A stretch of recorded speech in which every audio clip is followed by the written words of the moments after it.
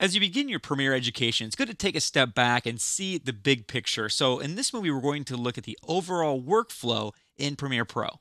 The first step in the Premiere process is that we import footage. We bring in all kinds of elements that we'll be using to create our story. So, in the project panel is where this all goes down. We bring in audio clips, we bring in graphics, Photoshop files, we bring in video clips, anything that will help us to tell our story, all different kinds of media.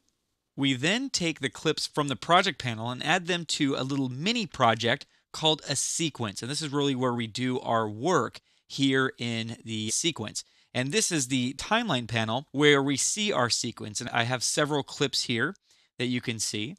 And we add effects and we add transitions to our clips in the timeline over here in the effects panel. We can tweak those effects and transitions in the Effect Controls panel up here. With our timeline panel selected, we can preview and pause our timeline by pressing the spacebar. Plenty of places to ride. Beautiful weather. Just press the spacebar again to stop. We use the program monitor to see what we're doing. And the timeline panel, again, is where we do most of our work. We use these tools here to work with and trim and adjust our footage. And we do that here again in the timeline panel. We also create markers so that we know where we are and we know where significant points in our video and audio clips, and also for significant points of our timeline. We have an audio mixer to mix the balance of our audio tracks so we have a nice audio sound for our final output. And once we're all done, then we output this sequence to a final video.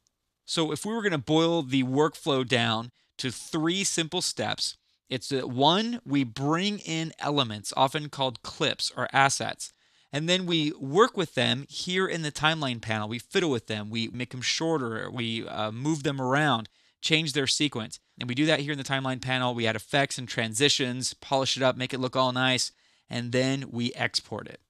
Now, of course, that is an overly simplistic view of it, but that is, again, the bird's eye view of what we do in Premiere.